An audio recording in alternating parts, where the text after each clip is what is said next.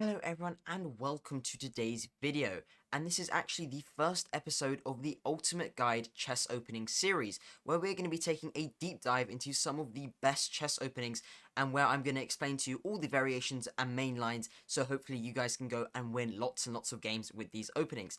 And as you guys have probably seen by the title and the thumbnail, today we are going to be looking at the Vienna. So I don't really know how long this is going to take, and I'm also going to be recording it all in one cut, so hopefully you guys appreciate that as well.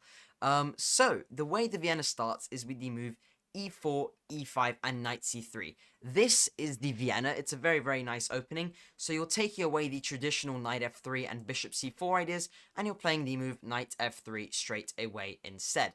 And here, black has many, many different options, which we are also going to go through all of them. So they have knight c6, they have bishop c5, they have all sorts of different stuff. They have knight f6 as well, and all these different moves, and we're going to take a deep dive into every single one of them. So the first one which I'm going to show you is actually the move knight f6. And after knight f6, we have the very, very lovely Vienna Gambit, which is what we're going to play. We're going to play this move f4, and this is called the Vienna Gambit. It is very, very potent. If accepted just like this, it actually has a win rate of 61%, and black is basically lost after they accept the gambit. So I'm going to show you what happens when they accept the gambit, and when they play the main line, and also when they decline the gambit. So when they accept the gambit, what we're going to do is we're going to thrust our pawn forward with the move e5. And the point of e5 is that the knight cannot come forward to d5 or to e4, because we will simply munch it up with our knight on c3, which has been put there because we've been playing the Vienna, and instead the black knight is going to have to drop back to g8. And just after this, we're going to play the move knight f3. And the whole point of knight f3 is to stop this dangerous queen h4, because if they do play in queen h4, we will simply capture the queen. And as you can see here by these two arrows, black has two main options.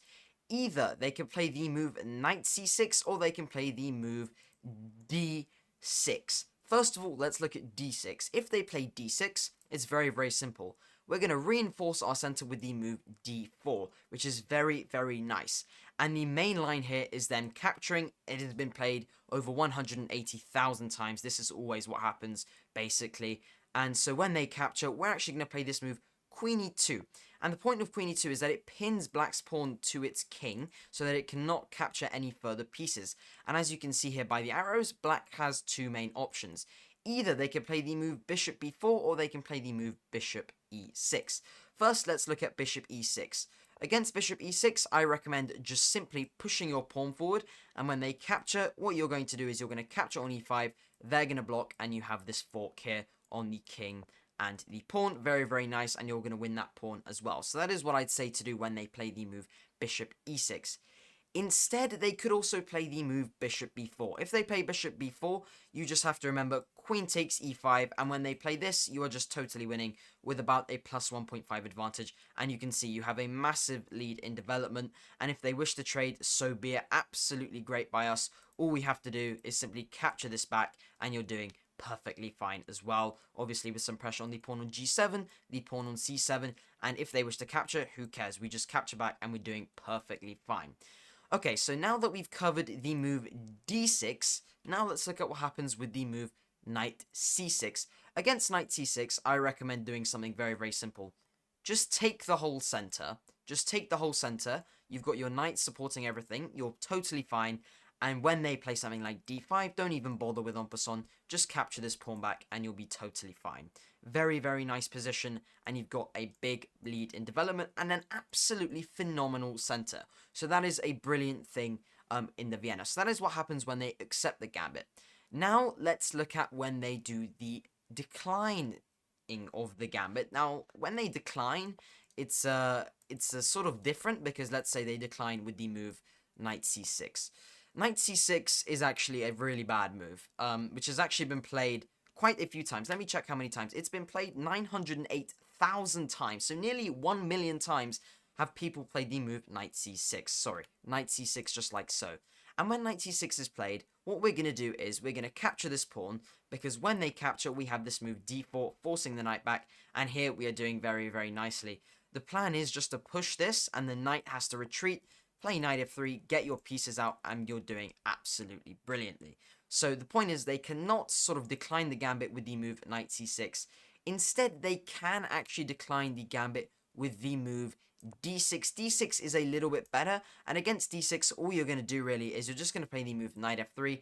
If they ever take the whole center, you're doing brilliantly, and you're going to capture this pawn back very, very soon. And here you're just going to go play bishop c4 and castle very, very quickly. And everyone would say that that is an absolutely phenomenal position. So instead of after knight f3, I mean, they have a few moves. Let's say they play this. My rule of thumb is whenever they play knight c6, bishop b5, brilliant, just pin it. And yeah, I mean, you're just ready to castle. You could play d3, and you're doing very, very nicely. So that is what happens in the Vienna Gambit. And now let's have a little look at the main line of the Vienna.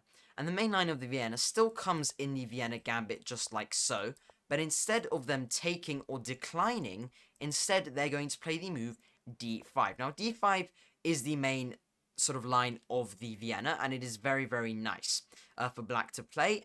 White is not losing, nor is black, so here it is totally to see who is better at chess and who knows the more theory, and this is why you're watching this video.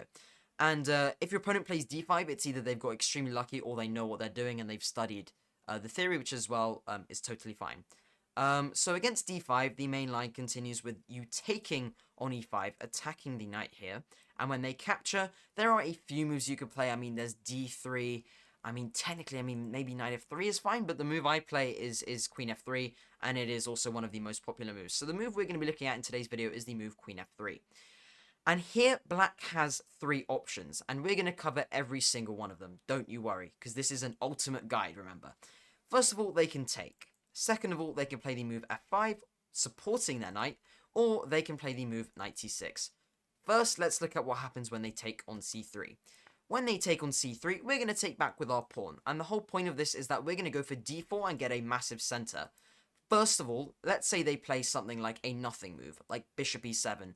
Against bishop e7, all you're going to do is you're just going to get a massive center, and this is perfectly fine. Let's say when they castle, you're then also going to play the move bishop d3 along with knight e2 in the future, and have a perfectly reasonable and actually great position. Like here, anyone would pick white's position over black's position. So that's what happens when they play a nothing move like bishop e7. Instead, you may be thinking, well, what happens if they play a move such as c5? Well, if they play a move like c5, it is very, very simple. Not to worry at all. All you're going to do is you're going to go check with bishop b5 just like this. This is very, very nice. And when they play knight c6, you're just going to continue with queen g3. And this is a slightly harder move to remember, but no need to worry about that at all. Because the plan of it is that you are basically tying this bishop down to the pawn on g7. Because if it moves, you're simply just going to capture this pawn with tempo on the rook. So let's say they play something like g6. You're simply going to capture the bishop, or the knight on c6, and they're going to capture back. And you're going to play knight f3. And your aim in the future is to go for something like d4, castle, and then in the future play something like bishop g5. And that is sort of what happens in those two variations of c5 and bishop e7. But as you can see here, there is another arrow. Queen h4, and queen h4 is certainly a move to remember, as it is one of the most popular ones, and it leads to a sort of endgame here. And so what you're going to do here is queen h4. You don't really want to block with your queen, because then you get doubled pawns, and that's not really very nice. So instead, you're going to block with your g-pawn, just like this. And the main line continues with queen e4, and then captures and captures. And what I recommend here is there are many, many different approaches, but what I like to do is I like to go bishop g2, and here black has an abundance of options, but the main one is usually knight c6. Knight c6 is the move, and then you're simply going to capture on e4, and then play the move d4, kick the knight out, and then play bishop f4.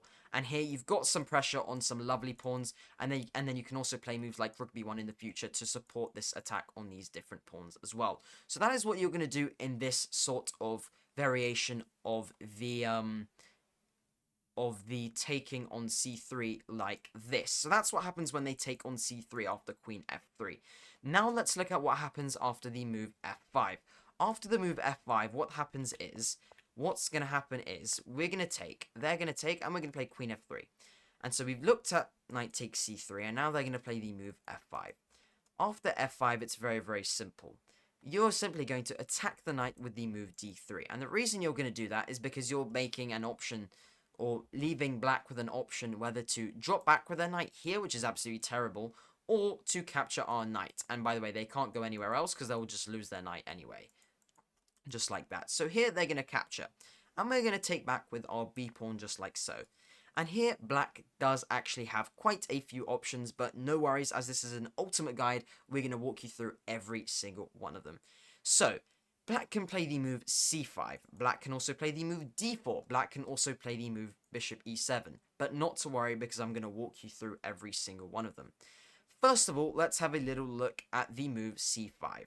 Against c5, it is probably the easiest to remember. I just like playing g3, a bit like in the variation which I showed you earlier, and then you're just going to play bishop g2, and you're simply going to put your knight on e2 and play d4 in the future, get your bishop out, and castle short. Those are the sort of ideas in this sort of variation. So that's what happens when black plays the move c5, just like this. But they don't always have to play c5. Instead, they can play a move such as bishop e7. And after bishop e7, it's very, very simple. This is actually the easiest one to remember.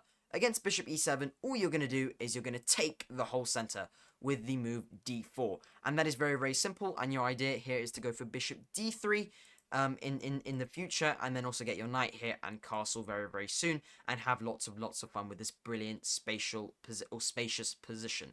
So that is what happens after bishop e7. Now let's have a little look at the best move, which is actually the move d4, just like this. So a bit like earlier, you may remember that I said to play the move queen g3, and this is actually the same idea here. The reason we're playing queen g3 is to tie this bishop down to this pawn, as like we said earlier, because if it ever moves, we simply capture it. And that is a very, very nice sort of concept in the Vienna where you're playing queen g3 to sort of pin down this g7 pawn. And as you can see here by the arrows, black does have quite a few options. First of all, let's cover knight c6. Against knight c6, you can sort of play a few moves. Now, the main thing to do here is definitely not to capture here, because they can simply capture back and they have a load of different threats. So that is not what you want to do. Against knight c6, you're simply going to play the move bishop e2. And bishop e2 is very, very nice for a bunch of reasons. First of all, you're just developing a piece, and then you're also posing the question to black. Let's say here that they capture. This is actually a blunder. So this is actually a really, really nice trap in the Vienna which can be played. And the point here is that you have the move bishop h5. If the black king moves somewhere, okay, great. They've lost their right to castle. And if they block, well, now you're tearing the black king open just like this, and then all of a sudden you can win a queen very, very quickly. So that is very, very exciting, and that is sort of what you're going to do against the move knight c6. So against knight c6, just remember bishop e2, and if they capture, you have the move bishop h5. And if they do nothing, I mean, I don't know, like bishop e6, I mean, you probably have moves like knight f3 probably, and also this move, lovely move actually, c4, which you're also going to come onto in just a second, because the move c4 sort of just stops everything, which is actually what I'm going to show you now.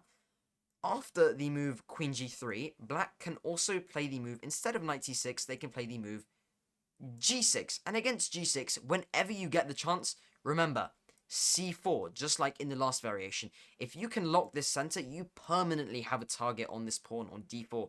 And that is very, very important.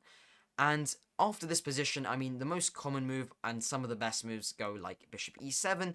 And here, the idea is that you're going to play the move h4, which is basically here for a few reasons. If black castles, you have lots of different opening up ideas of the king. That is a very, very simple sort of way of looking at it. And you also have moves such as bishop e2, as we said earlier, and the moves knight f3, and also your bishop are coming into these sorts of positions. And your rook can also come over very, very soon as well. So those are the sort of ideas of h4, which is very, very nice. And so that is what happens after the move g6. You're just going to lock the center just like so, and then you're going to play bishop e7 and the move h4 and get all your pieces involved. Very, very nice. But after queen g3, they don't actually have to play knight c6 or g6. They can also actually capture our pawn on c3, which is actually another option for black, but against this, you're actually doing totally fine, and it's very, very simple to remember because it's just like the last variation with the move bishop e2.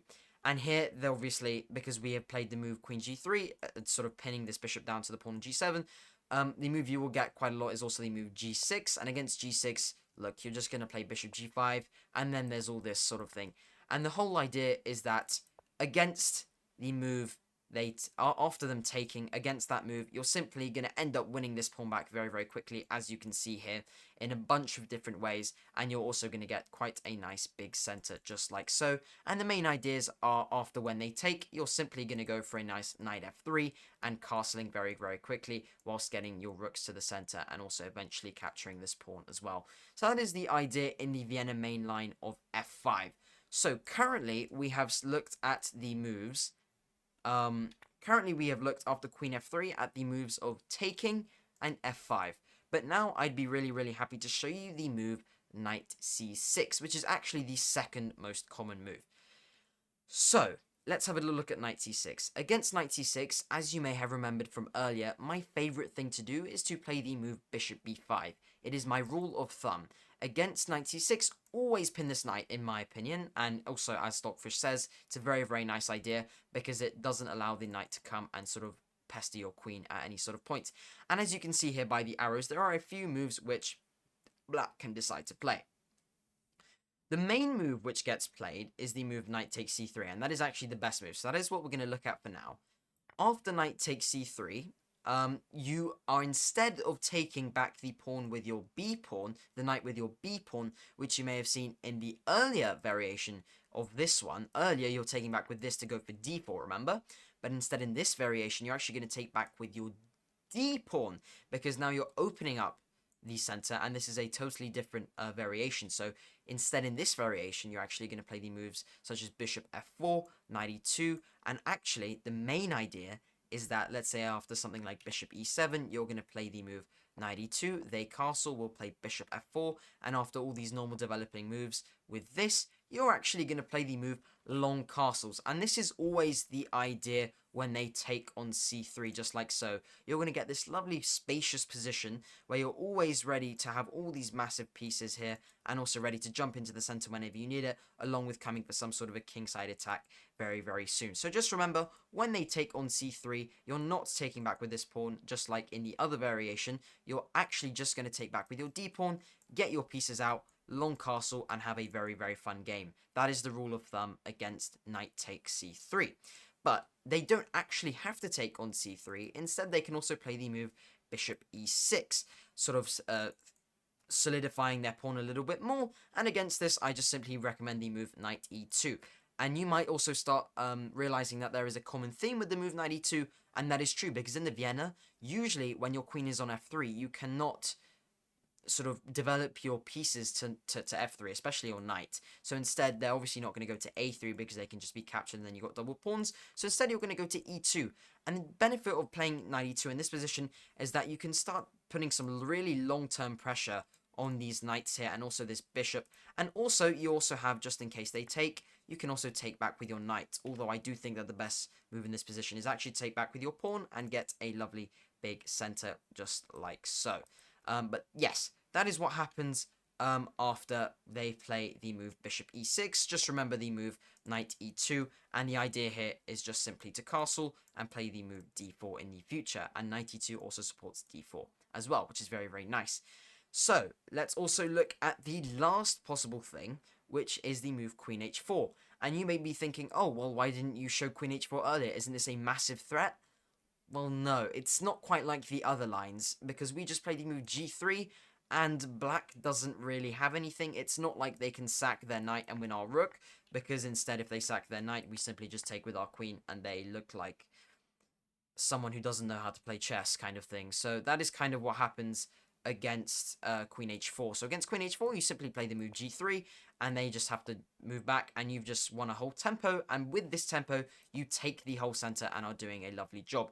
Note that the black knight on c6 cannot capture our free pawn on d4, because it isn't free, because of the thing which I told you to play earlier, bishop b5. You see this knight on c6, you play bishop b5. And this is sort of how you can see all these sort of different concepts and moves coming together to sort of form one whole big, nice plan. And that is what happens in this variation. So, quick summary of what we learnt so far. So we have looked at the Vienna Gambit accepted, just like this. This is the Vienna Gambit accepted. So we've looked at what happens after this. We've also looked at what happens after this, after the Vienna Gambit main. Oops, certainly not that. after the Vienna Gambit main line, and yeah, so we've also looked at this, and after they take on c3, you've seen all of this, and we've also looked at the move f5 after the Vienna Gambit as well, which is this. Of course, just like so, this move, and we've also just looked at what we looked last time with the move knight c6 instead. So now, because you've learned all that, you actually know how to do the Vienna Gambit. You know how to play the Vienna Gambit accepted, also the Vienna Gambit declined as we looked at, and also the Vienna Gambit main line. Those are the most common sort of Vienna lines. So far you can probably say that you've learned about 70 to 75% of the whole Vienna. So congratulations. And if you're worried about not having remembered all of this, don't worry, I will post the study in the description, so you can just click on the link and you have all the moves for you perfectly. But now, obviously in the Vienna, black, instead of playing all these different moves, doesn't actually have to play the move knight f6. Instead, they can actually play the move knight c6, because they don't always have to play knight f6, because that is what leads to the Vienna Gambit. Instead, they can play the move knight c6, and against knight c6, there are some very, very big loads of fun which we can have. First of all, I'm going to show you what happens with bishop c4 and bishop c5, just like so. So, after bishop c5, what you're going to do is you're going to play the move queen g4, and the whole idea of queen g4 is that you're attacking this pawn. First of all, I want to show you what happens after a very nice looking move, queen f6. You're actually going to play the move knight d5, and you're thinking, well, doesn't this almost blunder mate? But no, because there's the bishop here supporting everything, so it's perfectly fine. And this has actually been played many, many different times. And after this, black has two moves. Either they can play the move king f8, to which you will simply just play knight h3, and then if they play a move like queen d4 trying to escape, you're actually doing pretty well, just like so. And you're actually getting a lovely position with sacrificing your rook and playing the move queen f3, because if they try and play something like d6, well, no, you're just going to capture this bishop on f6. And this is just a lovely example of how games in the Vienna can go after the move king f8. But king f8 is actually one of the main moves. Also, they don't have to play the move king f8. Instead, they can play the move g6. If they play the move g6, you actually have this move knight h3. And the point of knight h3 is that they will play the move queen d4. And here, their queen is borderline, and I mean borderline trapped. Because, let's say they just do nothing. Let's say they do this. GG's, your queen is just trapped. Your queen cannot go anywhere, and it is just totally and literally just trapped. So that is the whole point of the move d3. So usually you're going to find your opponents playing the move bishop b6. And against this, you're going to do just like you saw in the earlier move with the move rook f1 after the move king f8. You're actually just going to play the move after bishop b6. You're going to play rook f1 again. And the whole point of this is that because we put our bishop on c4, we have many, many, many different threats on this pawn on f7, which is black's weakest pawn in the opening. And so that is what you're going to do. You're going to play rook f1, and let's say after something like queen c5, getting their queen out of trouble, we are now just going to play the move knight g5. And here, what does the computer say? The computer says +5. So here you're winning by +5. I mean, look, if you can't win this, I'm sorry, but you've got all these lovely different ideas. I mean, your queen is out, your knight, every single one of your pieces is out, apart from these two. And you're just doing perfectly well. I mean, you have all sorts of threats. Everything can just start attacking the black position here, and you're doing absolutely brilliantly. So that is what happens after the moves bishop c4 and bishop c5, but then queen g4. Now, I only showed you the queen f6 part. What can also happen is the move g6. After g6, you're just going to drop back to f3, because there's no point in your queen being here after the move g6, because you're no longer attacking anything. So you're just going to drop back. To f3, just like so. And after the move knight f6, you're just going to play knight e2 yet again. And the whole point of knight e2 is to stop the black knight from coming to d4, because you can simply capture it. That is the whole point, because that means it cannot attack your queen. And so that is basically the main idea of knight e2, and the game can go on something like castles. We'll play d3, they'll play knight d4, and we'll simply capture the knight. As we said earlier, they'll capture back, and we'll play this move bishop g5, because if they take, I mean, we're getting in, we're attacking their queen, and we're having loads of fun. Here it is actually really nice. They can take our pawn, we'll just, actually, I think you can play this move. Yeah, rook b1 is the best move here, and you're attacking their queen, you're having loads and loads of fun. And this is absolutely brilliant, because let's say they play something like I don't know, this. I mean, you have many, many different ideas in the future of trying to get into this position, and you're doing very, very nicely. And so that is the main idea. So after they take, of course, they take, and then we'll play bishop g5, and let's say they just drop back to e7, then you're doing perfectly fine. I mean, you'll just drop back to e2, and you're attacking the pawn, and you're doing perfectly good, just like so. And you have this being attacked. You can kind of choose whether to castle short or to castle long, but I do recommend castling short because it's probably a little bit better. And yeah, look, you have all these sorts of lovely ideas which you can play whenever you wish, and that is kind of what happens after the move knight c6. However, black can actually play the move knight f6 and also d6. So we've only covered bishop c5. Because after bishop c5, obviously the queen g4 variations start, as we've just looked at. But here they don't actually have to play the move bishop c5. They can also play knight f6 and d6, as we've said. First of all, let's have a little look at d6, as it's very, very simple. If they play the move d6, it's very, very simple. We're just going to play knight f3. They're going to play the move knight f6. And we're going to go for the move knight g5. Fried liver style. Very, very nice. If you are familiar with the fried liver attack, this is actually a very, very nice one. And in fact, I'll quickly show you what the fried liver attack is. It's a variation of the Italian opening, just like this. And you're kind of getting a very, very similar looking position, just like so. And that is what you'll probably be able to see. The resemblance between the two positions. I hope you can see that that there's a very, very big sort of resemblance between these two positions.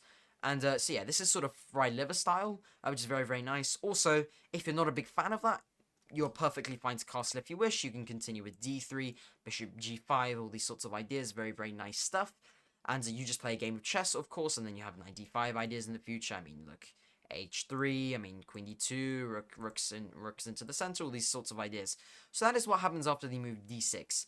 However, they don't actually have to play the moves d6 and bishop c5. Instead, they can actually play the move knight f6. And after knight f6, what we're going to always do is we're going to play the move d3 no matter what.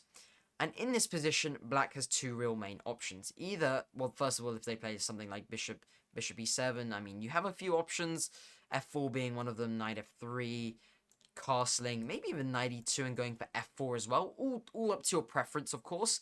But here in this position, the main sort of idea after d3 is we've just looked at bishop e7. If they play the move bishop b4, well, they have bishop b4 and they have bishop c5. If they play bishop b4, it's very, very simple. We're just going to play bishop d2, and we're going to play, as the arrow suggests, knight f3 and castle. And if they ever take, we have this to capture back with, so that's perfectly fine. However, they don't have to play the move bishop b4 or bishop e7. Instead, they can play the move bishop c5. And the whole point after bishop c5 is that we're going to play the move knight f3. And as you can see here, black does have a few options. First of all, let's look at what happens after the move castles. If they castle, very, very simple. We castle, and it is a game of chess. You have to play some chess and try and outmaneuver your opponent and win the game. You have a few ideas here. I'll give you some. You have the moves bishop g5. You have bishop e3 if you want to open up your rook's file and all these sort of things. But now let's look at what happens if they don't castle. Instead, if they don't castle after bishop c5 and knight f3, they can play a move like knight g4, sort of fried livering us kind of thing, which is also quite cool. But here we actually have some tactics, which are going to be quite cool to remember. And don't worry, if you can't remember all of this, I'm going to stick the Lead Chess study in the description, so you can come back to the moves whenever you wish. So that'll be perfectly good for you, and hopefully. And here you actually have the move bishop takes f7. Because when king takes, you have this, which with check, and his queen cannot take because of your bishop. And the whole point of this being check is that now you are now attacking this knight with a discovered attack. And you pick up the knight, and black has lost the right to castle, and here you're doing marvelously, absolutely brilliantly. And so now let's look at the last variation after the move bishop c5 and knight f3. We've currently covered castles, and we've also covered the move knight g4. Now let's look at the move d6, which is actually the most common. It's been played 3,580,000 times. Very, very nice move. After d6, the whole point is, if you can see this bishop being up for grabs, get it. You do not want black to have this bishop. If you can trade off this knight for this bishop, basically do so every time. And you may be thinking, well, surely the knight can't move two squares forward, right? Well, the point is you're going to play knight a4. forcing the bishop back, and then you're going to simply capture it, and they're going to capture back just like so. And then you're going to play the move c3, and the whole point of this is that you're going to prepare the move d4 in the future, and probably going to castle. But you don't want to play the move d4 yet, obviously, because they can take. But you're going to prepare that with moves such as rook e1, or maybe even queen e2, whatever you like. And that is kind of a brief overview, well, brief, pretty in-depth overview of knight c6 by black. So quickly just to remind you what we've just done after the move knight c6. So now we've covered knight f6, and we've covered the Vienna Gambit accepted. We've covered the Vienna Gambit declined, like d6 and knight c6. And we've also covered the Vienna Gambit mainline, with all the different variations, of course, of queen f3. We've covered knight takes c3, and we've covered knight c6, and we've also covered f5. And now I want to show you one last thing with the move bishop c5 instead. So here there are moves such as bishop c5 which can be played instead of knight f6 and knight c6. But to be fair, I am really not going to include too much on the move bishop c5 because it really transposes into stuff we've seen before, like a lot of times. As you can maybe remember from the last variation which we've looked at, queen g4 is what we play here. I'll show you just like this, because it transposes very, very quickly, just like so. Like, this is the same exact position as before. As you could probably see, these two positions are the exact same. And so that is kind of why I'm not going to include too much on bishop c5. But of course, I mean, they can play something like knight f6 instead. And against this, I mean, look, you have an abundance of moves. I mean, there's d3, there's knight f3. It all depends on your playstyle. And here it's really just a game of chess. I mean, it could really quickly just turn into a game of a 4 knights as well, which is another opening. But this is slightly rarer than, obviously, the Vienna mainline, the Vienna Gambit, and the sort of Vienna Gambit decline, and all of those sort of things. So that is a sort of really in-depth tutorial on the Vienna. I tried to do it relatively quickly, so I didn't keep you here for about 4 hours. I could have done, because there are so many variations, but that covers, like, most of the best variations and the most played ones. If you get anything other than those, I will be really surprised if they happen more than, like, twice in 100 games, or even once in 100 games. So this is really going to be all you need to play the Vienna. So I'm really happy that I've showed you guys this. I don't know actually how long I've been recording for, but yeah, I did this all in one cut, and I really hope you guys all enjoyed this video. And if you did find this helpful, don't forget to leave a comment, tell me what opening you would like me to cover next. Don't forget to subscribe for more brilliant videos like this, and also don't forget to leave a like on the video to help the YouTube algorithm pump this out to many wonderful viewers such as you who want to learn brilliant openings, such as my favorite opening, the Vienna. So I really hope you guys go and win some games with this opening, and yeah, see you guys in the next video, guys. I really hope you guys all enjoyed. See you guys soon.